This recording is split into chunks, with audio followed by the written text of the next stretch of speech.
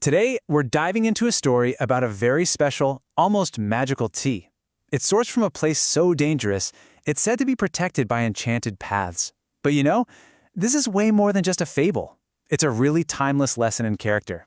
And it all starts with one simple question. I mean, that's a pretty intense question, right?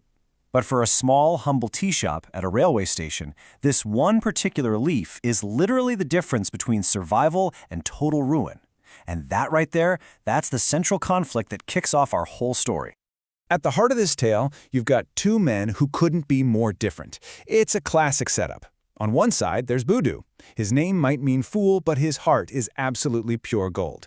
And on the other side, we have Nagendra, the so-called expert. He's the gatekeeper to this special tea, but his soul is just completely eaten up by greed. The stage is set.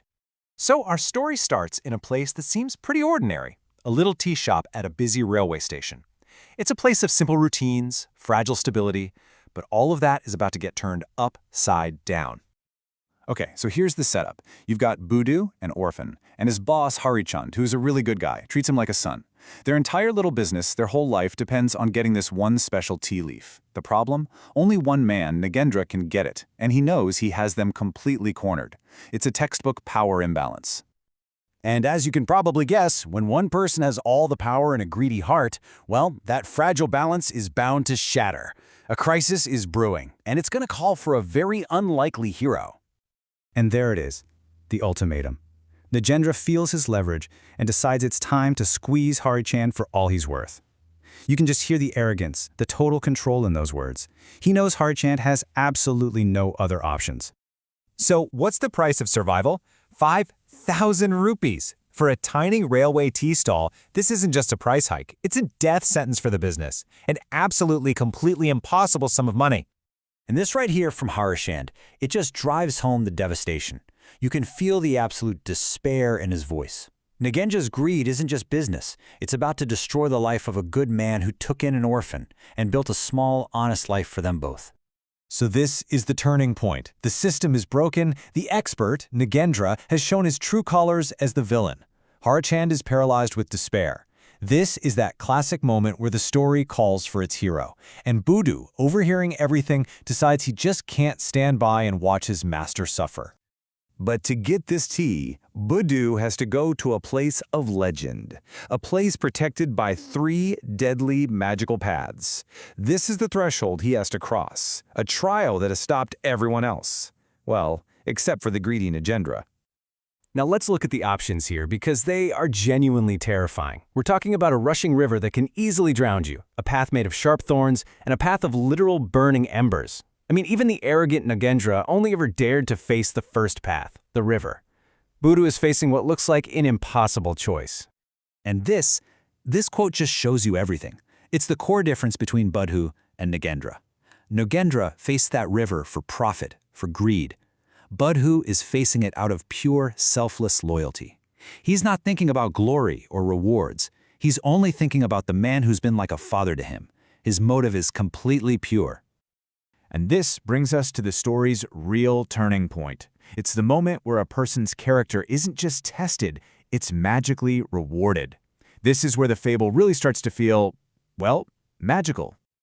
So, closing his eyes, saying a little prayer, Budu makes his choice.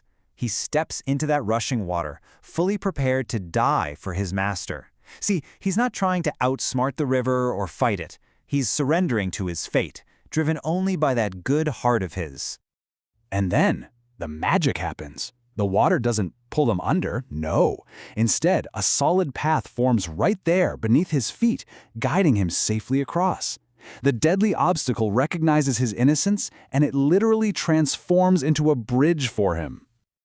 As he's returning with the tea leaves, the path itself speaks to him. It confirms what just happened wasn't a fluke, it wasn't just luck, it was a direct reward for his good character. And the reward isn't just a one-time deal. He now has a permanent magical ally.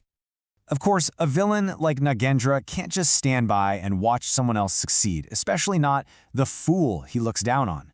Blinded by envy, he decides he's going to steal Budu's reward, and that leads us right to the story's climax. So Nagendra's true nature comes out in full force here. He stalks Budu, tricks the innocent boy into revealing the secret of the magical path, and then, just to show how cruel he is, he ties Budu to a tree to be eaten by wild animals. So now we have the exact same test, crossing the river, but with two very, very different candidates. Budu approached that path with a selfless heart, wanting only to serve. Nagendra is approaching it now with selfish, violent greed. The magic is about to make a judgment. As Nagendra steps into the river, it doesn't form a path, it pulls him in. And then all three paths, the river, the thorns, and the fire, they combine their power to destroy him. The paths themselves deliver the story's moral. They reward innocence and they punish exploitation. Simple as that. With the villain gone, the path's free, Budu. And now we get to see the aftermath, where a hero returns to his world, not just as a survivor, but completely transformed and bearing incredible gifts. And the rewards are just incredible. The paths give him 2 pots filled with jewels, which lets him and Harry Chand open a huge, successful hotel. Their tea becomes famous. But, more importantly, he gets a family when Harry Chand formally adopts him as a son and he even gets married. That single act of courage completely transformed his entire world. What this story illustrates so beautifully is that true magic isn't some kind of a shortcut. It's a direct consequence of character. The path didn't appear to give Budu an easy way out. It appeared because his integrity had already earned him that safe passage. And that really leaves us with a final thought, doesn't it? We might not face magical rivers or paths of fire, but this story asks us to think about the seemingly impossible obstacles in our own lives. In our jobs, our relationships, our communities. And it suggests that maybe, just maybe, the bridge across them isn't built with cleverness or with force, but with simple, selfless integrity.